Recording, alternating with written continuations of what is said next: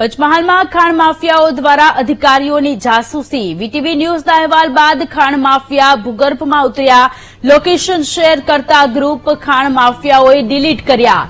માફિયાઓનો group delete કરવાનો audio સામે આવ્યો છે। પોલીસ પકડી રહી છે। જલ્દી ગ્રુપ લેફ્ટ કરો તેવો માફિયાઓ મેસેજ કરી રહ્યા છે। ગ્રુપમાં પંચમહાલમાં ખાણ માફિયાઓએ ખનીજ વિભાગની જાસૂસી કરી હતી। અધિકારીઓની જાસૂસી કરી લોકેશન તમામ માફિયાઓને શેર કર્યા હતા। વીટીવીના અહેવાલ બાદ પોલીસે 3 લોકોની અટકાયત કરી। ખાણ ખનીજ અધિકારી, એસડીએમ, મામલતદારના લોકેશન ટ્રેસ થયા હતા।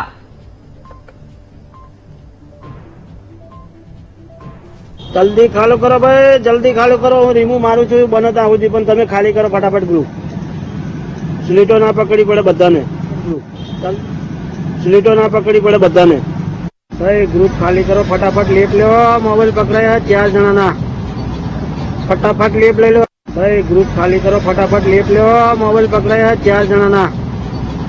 ફટાફટ લેપ લઈ લો। આપણી સાથે વિવેક જોડાયેલા છે। વિવેક, પંચમહાલમાં ખાણ માફિયાઓ દ્વારા અધિકારીઓની જાસૂસી કરવામાં આવી। આપણે અહેવાલ પ્રસારિત કર્યો હતો જેની ધારદાર અસર પણ જોવા મળી રહી છે। 3 ખાણ માફિયાઓની અટકાયત કરી લેવામાં આવી છે, પરંતુ એક ઓડિયો અત્યારે વાયરલ થઈ રહ્યો છે કે જેમાંથી ગ્રુપમાંથી ખાલી કરો એ પ્રકારના શબ્દોનો ઉપયોગ કરવામાં આવી રહ્યો છે।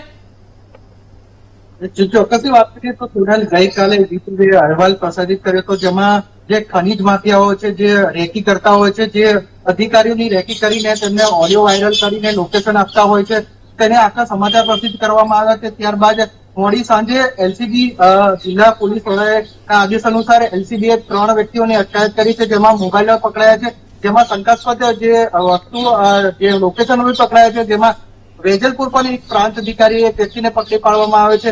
જિલ્લા ડીએસઓ કાલોલ એક વ્યક્તિને પકડી પાડવામાં આવે છે।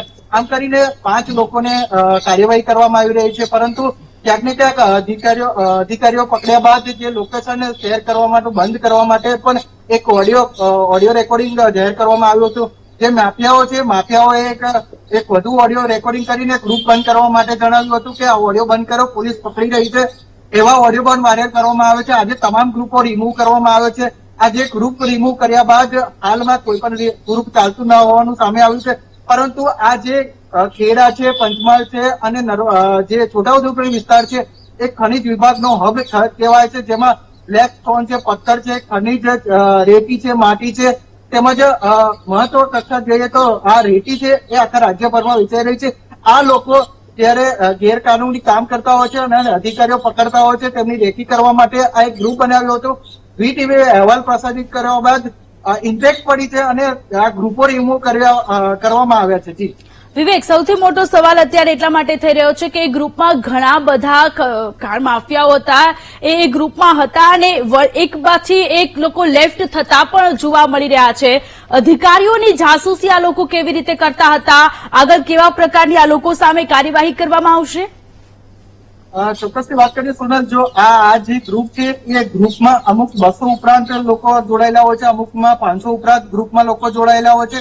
એ ગ્રુપોમાં જે વારા પરથી જે ગામ આવે છે, ગામ વાઇઝ માણસો ગોઠવેલા હોય છે। એ ગ્રુપમાં પાછળ ગાડીની પાછળ ઓડિયો રેકોર્ડિંગ કરીને તેને પાસ થતા હોય એવો મેસેજ પાસ કરે છે, જેવી કે ખાણ ખનીજ વિભાગનો જે નંબર હોય એ નંબર મેસેજ ગ્રુપમાં પાસ કરે છે અને આગળના વ્યક્તિને મેસેજ પાસ કરી એક ગ્રુપના લોકો આગળના વ્યક્તિને પાસ કરે છે। જે જિલ્લામાં આખું આ એક ષડયંત્ર ચાલતું હતું, ઓડિયો દ્વારા ષડયંત્ર ચાલતું હતું ને, જેમાં ગોધરા પ્રાંત અધિકારી, હાલોલ પ્રાંત અધિકારી, શહેરા પ્રાંત અધિકારી, ફોરેસ્ટ અધિકારીઓ છે, તેમજ મામલતદારો છે અને એસટીએમ ની ગાડીઓ છે એની રેકી કરવામાં આવતી હતી, તેમને ઓડિયોથી પાસ કરવામાં આવતા હતા। પરંતુ મહત્વની વાત એ છે આ અધિકારીઓ કે ક્યાંક ને ક્યાંક બધાને પકડી પાડે છે, પરંતુ હાલ જે ખાણ ખનીજ વિભાગ છે એ હજુ સુધી કોઈ પ્રકારની કાર્યવાહી નથી કરી। ખાણ ખનીજ વિભાગ કેમ પહેલ નથી કરતી? એમના વધુ ને વધુ ઓડિયો પાસ થતા હોય છે।